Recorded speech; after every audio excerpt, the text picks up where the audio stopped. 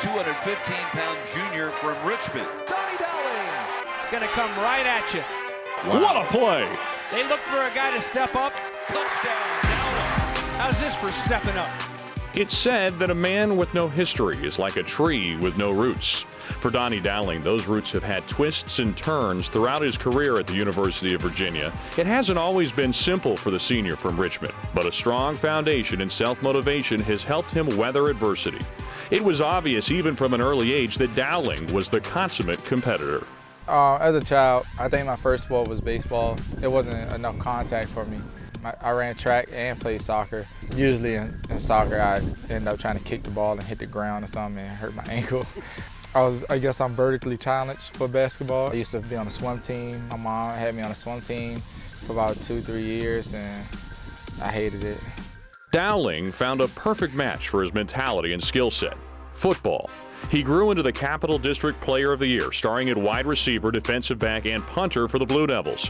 When it came time for Dowling to choose a college, the late-blooming jack-of-all-trades jumped at the Cavaliers' offer in the chance to represent his state and rejoin former teammates Maurice Kennedy and Tim Harris. I moved up here right after my graduation. I slept on the floor in between Reese and Tim bed and Woody. Well, I had a blow-up mattress, and we just made it work there. I'd pick them up, take them to class, and then we'd have workouts. They have workouts, so I go to AFC, just being around the guys early. So instead of being a group of like 20 to 30 young dudes, it was just one. And then so they got to know me, got to see me work and do their stuff, and I was learning, but I was just being ahead. Despite Dowling's dedication, his Cavalier career got off to a relatively inauspicious start. Following a freak accident in a snowstorm, a torn ACL, and 2 damaged meniscus, Dowling attacked his rehab and training in the same manner he attacks opposing cornerbacks, with dogged determination. Like when I realized I had rehab, I had to do this, that's what all I was worrying about. Attack that, attack that. And if I attack that, and the faster and the harder I work at my rehab, the faster I'd be back. So I was back running routes, and I was playing 7-on-7 in 4.5 months.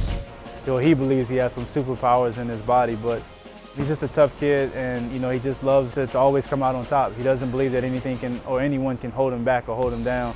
And sometimes that's a really good thing, and sometimes it can be a bad thing. But I think he's learned a lot. You come in and you got young legs and a fresh body, and physicality was his thing.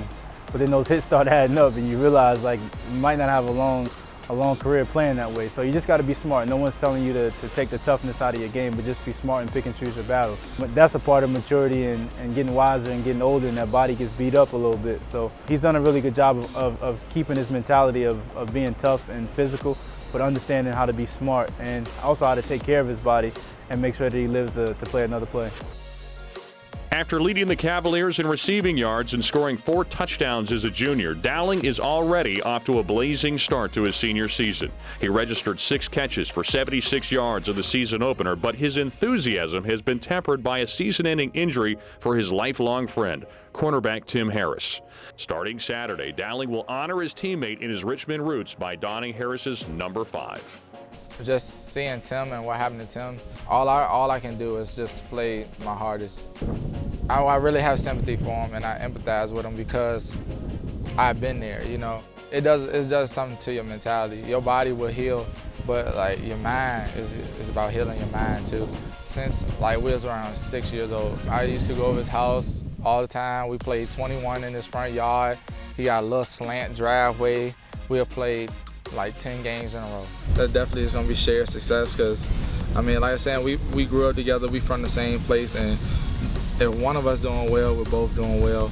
I'm gonna give everything I got playing for him because I feel like, yeah, I'm playing, but it's bigger than me, and this whole sport is bigger than one person. I know he pushed me to be a good receiver. I owe him some success. I owe him this. I think with Doni and Tim having played together in high school, they have a deeper bond coming into college because they already know each other. They played together, They've been in the battles and trenches together. So I think every player that comes from the state of Virginia has a sense of pride in, playing for the school. Within that, there are different areas. You got your 757s, your 804. So everybody takes pride in their areas, but when it all comes together, it's all for the University of Virginia, which is a cool thing. No matter where you are, everybody takes pride in their area code, but when it all comes together, we all represent the same state, and everybody loves to represent the state of Virginia.